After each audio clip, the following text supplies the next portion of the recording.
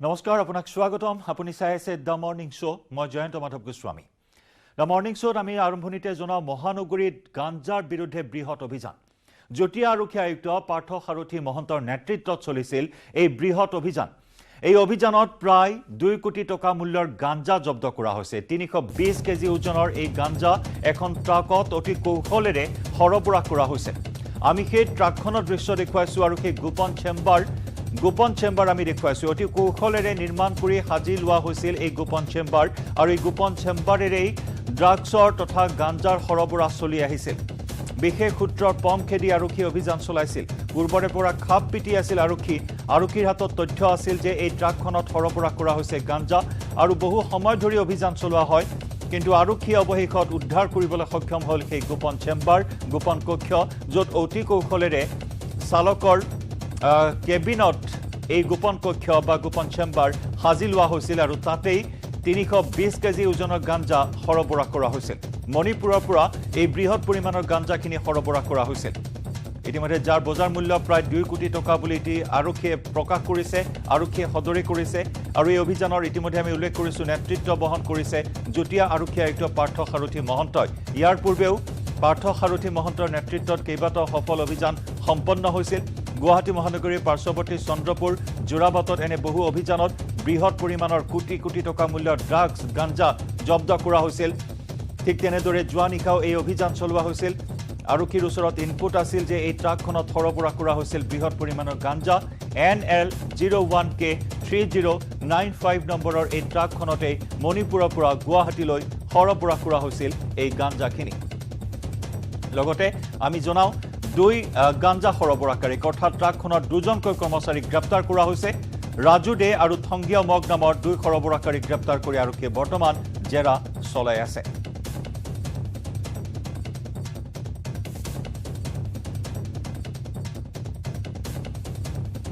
এটো ইয়াতে 320 কেজি মণিপুৰী গাঞ্জা আনিছিলে আমি এই খবৰটো আসলতে আজি কেইবাদিনৰ পৰা আমি ভালকে চাই আছিলো এই খবৰটো আমাৰ ওচৰত আছিলে আৰু গতিকে যেহেতু আমাৰ চোৰাংচ আমাৰ সকলো সষ্টম হৈ আছিলে গতিকে ট্ৰাকখন আহি যেতিয়া আমাৰ গুৱাহাটী মহানগৰ সোমোৱাৰ লগে লগে আমি ট্ৰাকখন আমাৰ নিজৰ নিয়ন্ত্ৰণলৈ আনিলো কিন্তু অনাৰ পাছতো আমাৰ গাঞ্জাখিনি উদ্ধাৰ কৰিবৰ কাৰণে আমাক বহু সময় লাগিলে কাৰণ এইবাৰ যেনেকৈ আনিছিলে লুকুৱাই তেওঁলোকে ট্ৰাকৰ ড্ৰাইভাৰ হেণ্ডিমেন বহা যিটো কেবিন সেই কেবিনটোৰ ওপৰত আৰু এটা কেবিন তেওঁলোকে এটা ছুপাৰ ষ্ট্ৰাকচাৰ এটা বনাই পেলাই তাত বস্তুখিনি ভিতৰৰ পৰা চালে অৰিজিনেল কেবিনটো দেখা পায় আৰু বাহিৰৰ পৰা চালে সেইটোৱে সঁচা বাহিৰ চাইডটো যেন লাগে গতিকে আমি ফাইনেলি সেই কেবিনটো কাটিং মেচিন আনি কাটি পেলাবলগীয়া হ'ল আৰু তাৰ পাছতো ভিতৰত বহুত কাটি মেলিহে আমি বস্তুখিনি পোৱা গৈছে সেই গোটেই ছুপাৰ ষ্ট্ৰাকচাৰটো এনেকৈ বনাইছিলে গতিকে ইয়াতে 320 কেজি মণিপুৰী গাঞ্জা আছে এইখিনি এটা মানুহৰ ধৰা হৈছে ট্ৰাকখন ফ্ৰিজ হৈছে বাকীখিনি কাম চলি থাকিব আমাৰ এজনক এতিয়ালৈকে ধৰা হৈছে আৰু এইখিনিতো দাম সাধাৰণতে 50 to 70,000 হয় সাউথ ইণ্ডিয়ান মাৰ্কেটত গতিকে আৰু গাঞ্জাৰ ক্ষেত্ৰত বেছিকেলি মূল্যতকৈ যিটো quantity that is more important এইটো এটা নিঃসন্দেহে এটা ভাল মানে হিউজ কোৱান্টিটি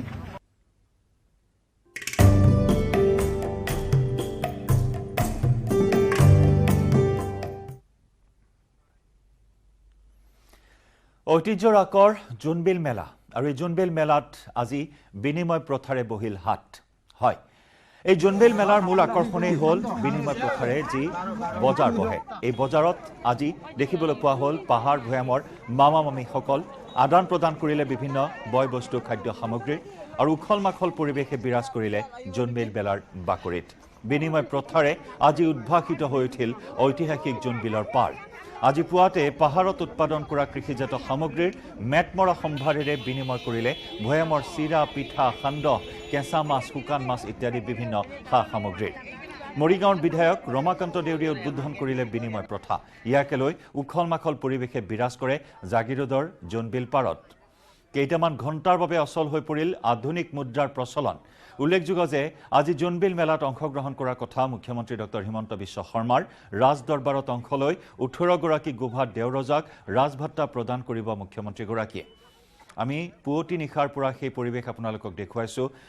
কালিৰে পৰা পাহাৰৰ পৰা মামা মামীসকল ভৈয়ামলৈ আহিছে ভৈয়ামত বাহৰ পাতি আছে পাহাৰত উৎপাদিত বিভিন্ন কৃষিজাত সামগ্ৰী লৈ আহিছে মেটমৰা সম্ভাৰেৰে উভৈনদী হৈ পৰিছে জোনবিলৰ পাৰ আদা হালধিৰ পৰা আৰম্ভ কৰি বিভিন্ন সামগ্ৰীৰ আদান প্ৰদান হোৱা পৰিলক্ষিত হ'ল মুখ্য আকৰ্ষণেই হ'ল এই বিনিময় প্ৰথা কাৰণ আদিম বা প্ৰাচীন বিনিময় প্ৰথা এনেদৰে জীপাল হৈ উঠিল যাৰ পৰিপ্ৰেক্ষিতত কিছু সময়ৰ বাবে স্থবিৰ হৈ পৰিল আধুনিক মুদ্ৰা যি মুদ্ৰা অবিহনে আমি এটা খোজ দিয়াৰো পৰিকল্পনা কৰিব নোৱাৰো সেই মুদ্ৰা অবিহনে এই বিনিময় প্ৰথাৰে আজি জীপাল হ'ল জোনবিলৰ পাৰ ঐতিহাসিক জোনবিল মেলা যুগ যুগ ধৰি এই পৰম্পৰা অব্যাহত আছে আৰু বিনিময় প্ৰথা বুলি ক'লে প্ৰাচীন এই বিনিময় প্ৰথা বুলি ক'লে এক সাধু কথা যেন লগা এটা পৰিৱেশ দেখিবলৈ পোৱা হ'ল জোনবিলৰ পাৰত জোনবিল মেলা 14শ শতিকাৰ শেষ ভাগত গোভা দেউৰজাই এই জোনবিল মেলা প্ৰতিষ্ঠা কৰিছিল পৰম্পৰাগতভাৱে এই জোনবিল মেলাৰ উন্নয়ন সমিতি আৰু ৰাজদৰবাৰে জোনবিল উন্নয়ন সমিতিয়ে পৰম্পৰাগতভাৱে পাহাৰ ভৈয়ামৰ মামা মামীসকলে আহি পাহাৰত উৎপাদন হোৱা কেঁচা সামগ্ৰী ভৈয়ামলৈ আনে আৰু আমাৰ ভৈয়ামত উৎপাদন হোৱা জলপান পিঠা লগত বিনিময় কৰে এই বিনিময় প্ৰথাটোৱেই পৰম্পৰাগত চলি আহিছে পাহাৰ ভৈয়ামৰ মিলনৰ ক্ষেত্ৰ আৰু তিৱাৰ সাংস্কৃতিক প্ৰতীক হিচাপে পৰম্পৰাগতভাৱে বিশ্বদেৱত প্ৰতিষ্ঠা হৈ আহিছে গতিকে এই পৰম্পৰা প্ৰতীকটো সাংস্কৃতিক প্ৰতীকটোৱে থলৰ আৰু ভৈয়ামৰ জাতি ধৰ্ম বৰ্ণ নিৰ্বিশেষে সকলোৱে আমাৰ মিলনৰ ক্ষেত্ৰ হৈ পৰিছে এই ক্ষেত্ৰখনত সকলোৱে আমি শান্তি সম্প্ৰীতি অটুট ৰাখিবৰ কাৰণে সকলোকে আমি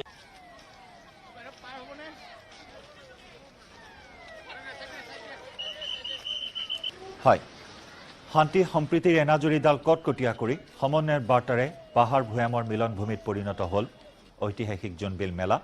কাৰণ এই জোনবিল মেলাৰ মুখ্য আকৰ্ষণেই হৈছে বিনিময় প্ৰথাৰে চলা হাট এই বিনিময় হাট আজি মুকলি কৰিলে বিধায়ক ৰমাকান্ত দেউৰীয়ে বিভিন্ন সা সামগ্ৰী লৈ এনেদৰে ভিৰ কৰিলে জোনবিলৰ মেলাত লোকে লোকাৰণ্য বীৰ দিবাত নোপোৱা পৰিৱেশ এক প্ৰকাৰ জনসমুদ্ৰত পৰিণত হ'ল জোনবিলৰ পাৰ পুৱাৰে পৰা উখল মাখল পৰিৱেশ উদুলি মুদুলি পৰিৱেশ আৰু কেৱল এই বিনিময় হাতেই নহয় বহু বৰ্ণিল কাৰ্যসূচী আছে তিনিদিনীয়াকৈ আয়োজিত এই জোনবিল মেলাত সমূহীয়া মৎস্য শিকাৰ আছে সমূহীয়া মৎস্য শিকাৰত সকলোৱে সমবেত হৈ মৎস্য শিকাৰত নামিব সকলোৱে আনন্দ উপভোগ কৰিব হিম শীতল চেঁচা এই পৰিৱেশত এনেদৰে জোনবিলৰ মেলাত এক উৎসৱমুখৰ পৰিৱেশে বিৰাজ কৰা পৰিলক্ষিত হ'ল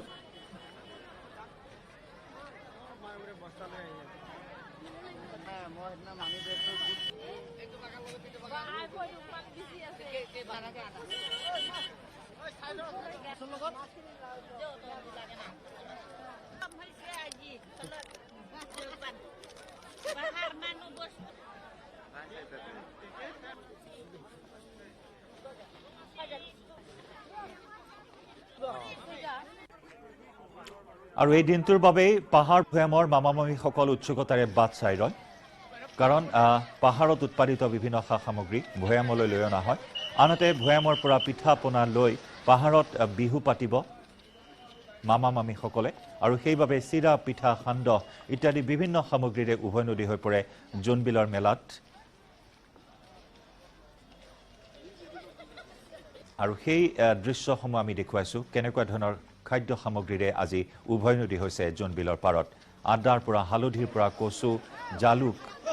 শুকান মাছ কেঁচা মাছ লাৰু পিঠা সান্দহ ইত্যাদি বিভিন্ন ভোগৰ সামগ্ৰীৰে উভৈনদী হৈছে জোনবিলৰ বিনিময় হাট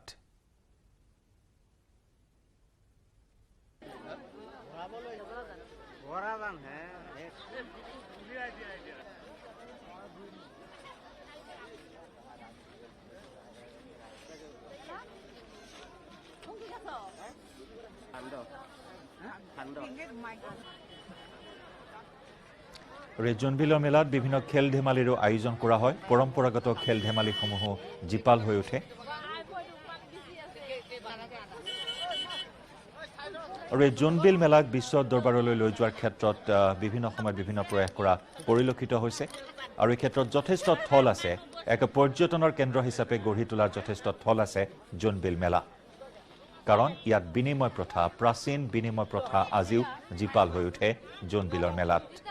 আৰু সেই দিশৰ পৰা যথেষ্ট থল আছে পৰ্যটনৰ এক আকৰ্ষণৰ কেন্দ্ৰবিন্দু হিচাপে গঢ়ি তোলাৰ ক্ষেত্ৰত জোনবিল মেলা এই ক্ষেত্ৰত ৰাজ্যৰ পৰ্যটন বিভাগেও বিশেষ উদ্যোগ লোৱাৰ সময় বা প্ৰয়োজন এই কথা ইতিমধ্যে বহুজনে প্ৰকাশ কৰিছে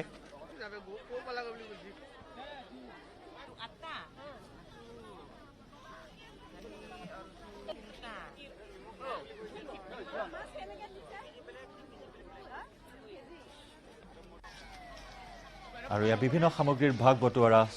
আমি দৃশ্য দেখুৱাইছো পাহাৰৰ ভৈয়ামৰ খাদ্য সামগ্ৰীৰ আদান প্ৰদান এই বিনিময় হাতত য'ত মুদ্ৰাৰ কোনো পয়ভৰ নাই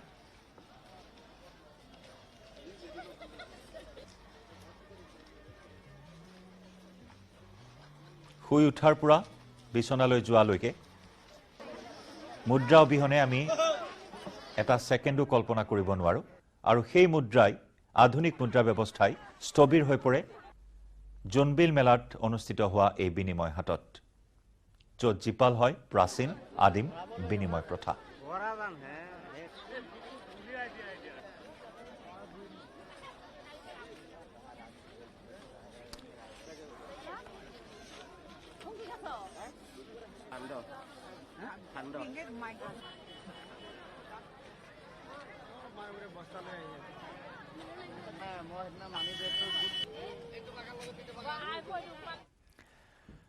আগবাঢ়িছো পৰৱৰ্তী খবৰলৈ অৰ্ণমাই বৰাৰ হত্যাকাণ্ডৰ ৰায় সন্দৰ্ভত মুখ্যমন্ত্ৰীৰ প্ৰথম প্ৰতিক্ৰিয়া সৰ্বোচ্চ ন্যায়ালয়ৰ দ্বাৰস্থ হোৱাৰ পোষকতা কৰিছে মুখ্যমন্ত্ৰী ডক্টৰ শৰ্মাই বুধবাৰে উচ্চ ন্যায়ালয়ে খাৰিজ কৰিছিল নিম্ন আদালতৰ ৰায় যি নিম্ন আদালতে অৰ্থাৎ হোজাই সত্ৰ ন্যায়াধীশৰ আদালতে 2018 চনত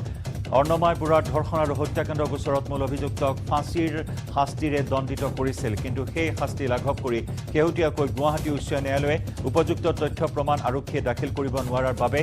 3 বছৰৰ কাৰাদণ্ডেৰে দণ্ডিত কৰিলে মূল অভিযুক্তক আৰু তাৰ পিছতে ক্ষোভ অসন্তুষ্টি দেখিবলৈ পোৱা হৈছিল আৰু এই ৰাজ্য জোকাৰি যোৱা অৰ্ণমাই বৰাৰ হত্যাকাণ্ডৰ ৰায় সন্দৰ্ভত প্ৰথম প্ৰতিক্ৰিয়া প্ৰকাশ কৰিছে মুখ্যমন্ত্ৰী ডক্টৰ হিমন্ত বিশ্ব শৰ্মাই এই ক্ষেত্ৰত সৰ্বোচ্চ ন্যায়ালয়ৰ দ্বাৰস্থ হোৱাৰ পোষকতা কৰে মুখ্যমন্ত্ৰীগৰাকী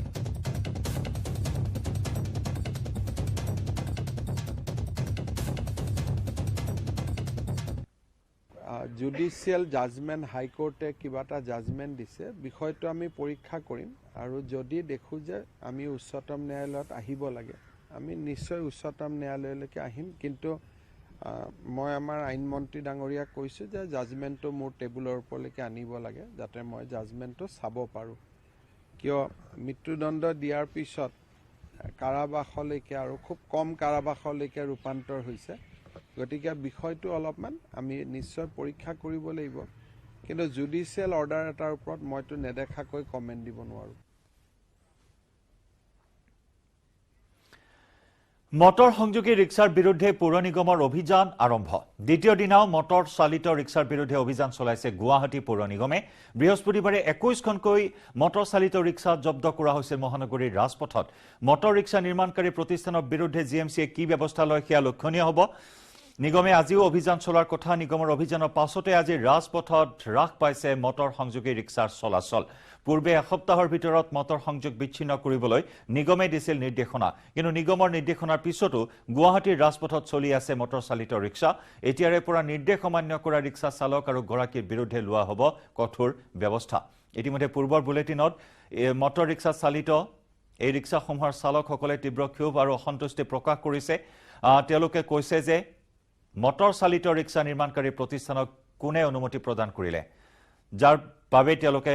এই মটৰ চালিত ৰিক্সা ক্ৰয় কৰিছে 80 পৰা 82 হাজাৰ টকাত যি সময়ত পেডেল চালিত এখন ৰিক্সাৰ দাম 20,000 টকা কিন্তু মটৰ চালিত এই ৰিক্সা একোখন তেওঁলোকে ক্ৰয় কৰি পৰিয়াল পোহপাল দি আহিছে গতিকে এই ৰিক্সাৰ চলাচল যদি বন্ধ কৰা হয় তেওঁলোকে কেনেদৰে চলিব সেই প্ৰশ্ন তেওঁলোকে উত্থাপন কৰিছে আৰু এইখিনিতে ডাঙৰ প্ৰশ্ন হ'ল যে কোনে অনুমতি প্ৰদান কৰিলে এনে ৰিক্সা নিৰ্মাণ কৰাৰ ক্ষেত্ৰত বা বজাৰত এই ৰিক্সা বিক্ৰী কৰাৰ ক্ষেত্ৰত কোনে অনুমতি প্ৰদান কৰিলে কাৰণ এয়া এক সম্পূৰ্ণ অবৈধ ব্যৱস্থা যি খবৰ কেৱল মাত্ৰ নিউজ 18 অসম নৰ্থ ইষ্টে প্ৰথমে পোহৰলৈ আনিছিল আৰু তাৰ পিছতে গাল উৰিছিল গুৱাহাটী পৌৰ নিগমৰ আৰু নিউজ 18ত কথা দিছিল গুৱাহাটী পৌৰ নিগমৰ মেয়ৰ মৃগেন শৰণীয়াই যে অতি শীঘ্ৰেই এই ব্যৱস্থা বন্ধ হ'ব গুৱাহাটী মহানগৰীত আৰু সেই অনুসৰি কেইবাটাও নিৰ্দেশনা জাৰি কৰা হ'ল কিন্তু এই নিৰ্দেশনা অমান্য কৰি মহানগৰী ৰাজপথত চলিয়ে আছে মটৰ চালিত ৰিক্সা আৰু এই ৰিক্সাৰ বিৰুদ্ধে কালিৰে পৰা অভিযান হাতত লোৱা হৈছে কালি দিনটোত 21খন মটৰ চালিত ৰিক্সা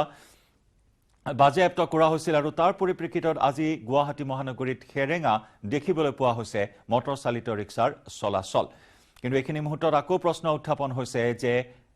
মটৰ চালিত ৰিক্সা নিৰ্মাণকাৰী প্ৰতিষ্ঠানসমূহৰ বিৰুদ্ধে কি ব্যৱস্থা গ্ৰহণ কৰিব গুৱাহাটী পৌৰ নিগমে কাৰ আশীৰ্বাদত কাৰ ছত্ৰছায়াত এনে এক অবৈধ ব্যৱস্থা গুৱাহাটী মহানগৰীত প্ৰচলিত হৈছে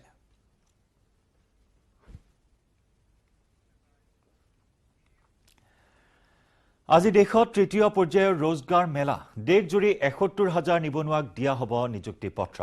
গৃহ মন্ত্ৰণালয় ৰেলৱে শিক্ষা স্বাস্থ্য বিভাগত দিয়া হ'ব নিযুক্তি ৰোজগাৰ মেলাৰ শুভাৰম্ভ কৰিব প্ৰধানমন্ত্ৰী নৰেন্দ্ৰ মোদীয়ে ভাৰ্চুৱেলি প্ৰধানমন্ত্ৰী অংশগ্ৰহণ কৰিব এই কাৰ্যসূচীত গুৱাহাটীত 203 গৰাকী লোকক প্ৰদান কৰা হ'ব নিযুক্তি পত্ৰ মালিগাঁৱৰ ৰং ভৱনত দিয়া হ'ব নিযুক্তি পত্ৰ অনুষ্ঠানত উপস্থিত থাকিব কেন্দ্ৰীয় মন্ত্ৰী সৰ্বানন্দ সোণোৱাল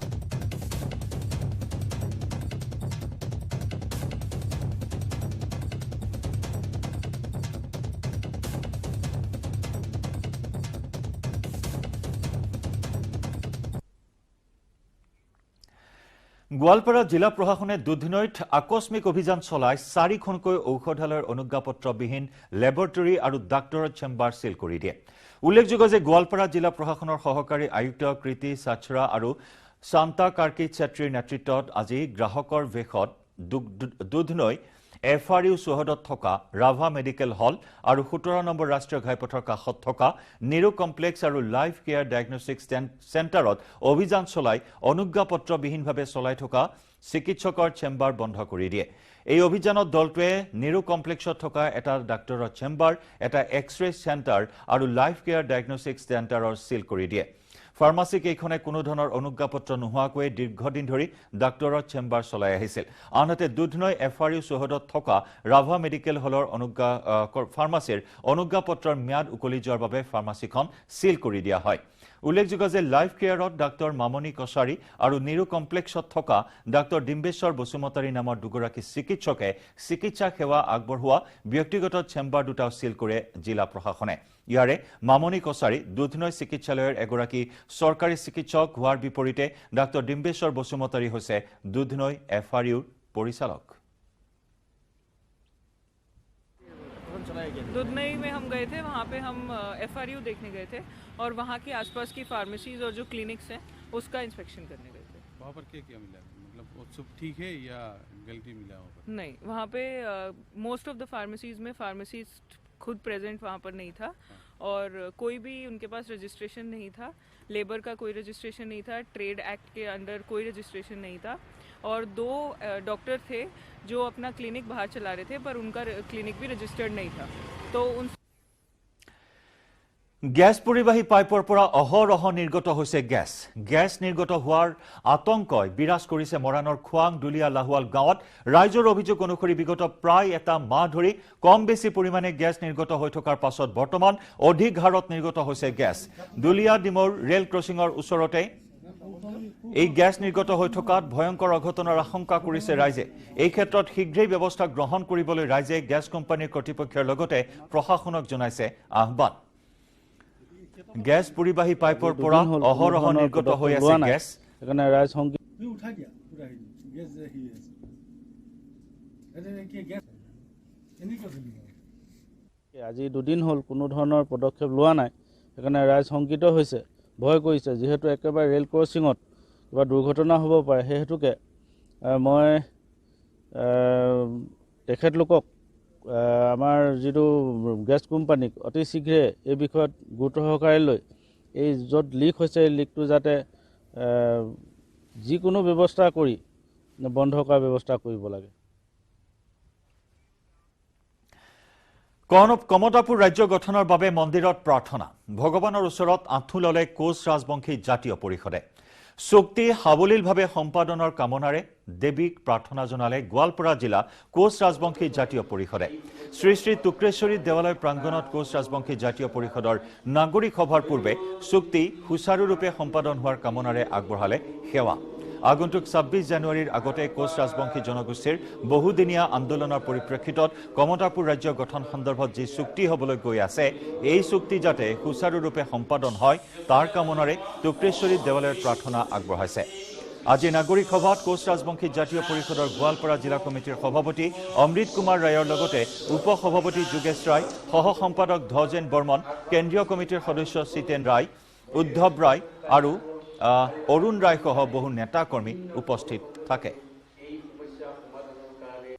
আজি প্ৰাৰ্থনা কৰিছোঁ যিহেতুকে ২৬ জানুৱাৰীৰ আগতে আমাৰ কোচ ৰাজবংশী জনগোষ্ঠীৰ বহুদিনীয়া আন্দোলনৰ পৰিপ্ৰেক্ষিতত এখন চুক্তি হ'বলৈ গৈ আছে এই চুক্তিত যাতে সুচাৰুৰূপে স্বাক্ষৰ হয় তাৰ কাৰণে আমি ইয়াত সমূহ ৰাইজে ইয়াত গোট খাইছোঁ আৰু লগতে আমাৰ যি আন্দোলন আমাৰ অবিভক্ত গোৱালপাৰাখনক কমতাপুৰ ৰাজ্য তথা গ্ৰেটাৰ কোচবিহাৰ ৰাজ্য ৰিলায়েন্স ইণ্ডাষ্ট্ৰিজৰ অধ্যক্ষ মুকেশ আম্বানী আৰু পত্নী নীতা আম্বানীৰ কনিষ্ঠ পুত্ৰ অনন্ত আম্বানীৰ বহু চৰ্চিত বাগদান সম্পন্ন হৈ যায় বৃহস্পতিবাৰে এক আড়ম্বৰপূৰ্ণ অনুষ্ঠানত বহু তাৰকাৰ উপস্থিতিত সম্পন্ন হ'ল বাগদান। ৰাধিকা মাৰ্চেণ্ট হৈছে এনক'ৰ হেল্থ কেয়াৰৰ CEO বীৰেন মাৰ্চেণ্টৰ কন্যা। এই হাই প্ৰফাইল এংগেজমেণ্ট অনুষ্ঠানত উপস্থিত থাকে বহুকেইগৰাকী তাৰকা শিল্পী তথা শিৱসেনাৰ প্ৰমুখ উদ্ধৱ ঠাকৰেৰ পুত্ৰ আদিত্য ঠাকৰেও। অনন্ত আম্বানীৰ এই বাগদান অনুষ্ঠানত কেৱল পৰিয়ালৰ লোকেই নহয় বলিউডৰ পৰা আৰম্ভ কৰি ক্ৰীড়া জগতৰো তাৰকা আৰু ৰাজনীতিবিদলৈকে সকলোকে দেখা গ'ল একেলগে। গোল্ডন বা এংগেজমেণ্ট অনুষ্ঠানত ৰাধিকাই মেহেন্দী প্ৰদৰ্শন কৰা ফটো ভাইৰেল হৈ পৰে। এই গোল্ডন বা এংগেজমেণ্ট অনুষ্ঠান উপলক্ষে সন্ধিয়ালৈ কেইবাটাও কাৰ্যসূচীৰ আয়োজন কৰা হয়। Bureau' report news 18 Assam north east. খবৰৰ ধাৰা অব্যাহত ৰাখিম। দ্য মৰ্ণিং শ্ব'ত সময় হ'ল এটা চমু বাণিজ্যিক বিৰতিৰ।